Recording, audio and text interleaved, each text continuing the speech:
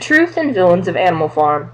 People have a tendency to latch on to an opinion without actually knowing what's going on. Because they establish these rushed views of people, occasionally they peg the wrong man for a crime, while letting the true villain escape. For instance, on the Animal Farm, Napoleon is convicted of turning the farm back into a dictatorship. But is this really true? Is it not the animals that place him on a pedestal and elect him as ruler? Napoleon, who was elected unanimously, took office as president. Chapter 9.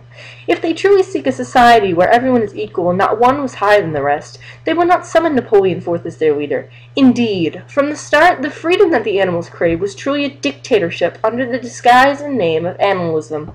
So how can one blame him for his actions? For after all, by eating off the fine dishware and surrounding himself with tough bodyguards, he was only just assuming the role that the animals had placed before him, beckoning them to rule them under an iron fist, for they could not lead or think for themselves.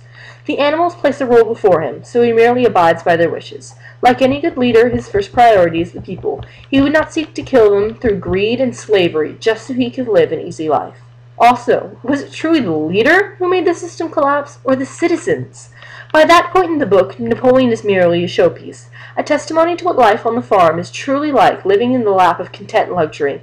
His real power in the community fades, and only his glittering image remains. He no longer has the power to change the community. Rather, he is forced to leave the farm's fate in his subordinates' hands. Therefore, he has no ties to the cult of pigs that squander the community's resources. Even if one claims that the drinking of beer pegs part of the blame on the boar, did anyone actually see him drink with his own eyes? Nay, everyone just bases their biased judgments on what the pigs want them to see. For the elusive truth is not that Napoleon drank of his own free will, but he is tricked into swallowing the malevolent liquid. Before his dinner, a lackey of Squealer sneaks into his chambers and pours into his milk an abundant amount of alcohol. Can't you see? Squealer is the true culprit.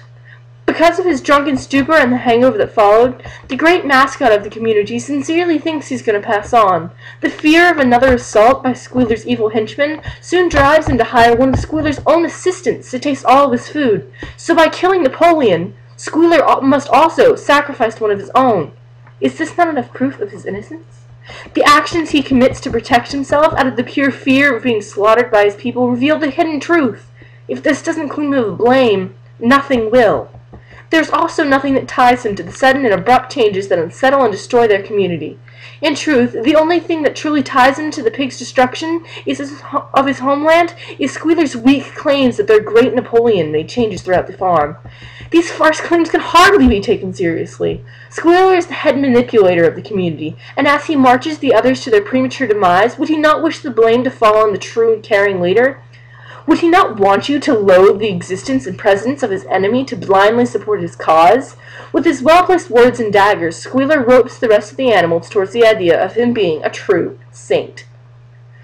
Conniving and determined to see the downfall of the community, Squealer is the serpent in Adam and Eve's gardens, contenting people with their apples of false truth. With his pleasant voice he draws in more and more followers. Like the siren, he drowns the faithful in believing in the dark, murky waters of ignorance.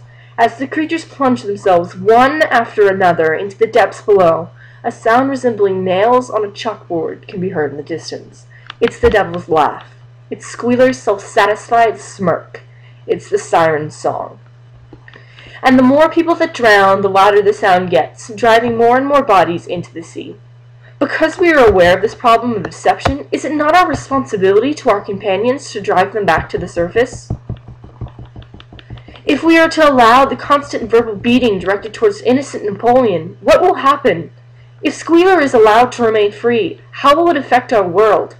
The answer is simple.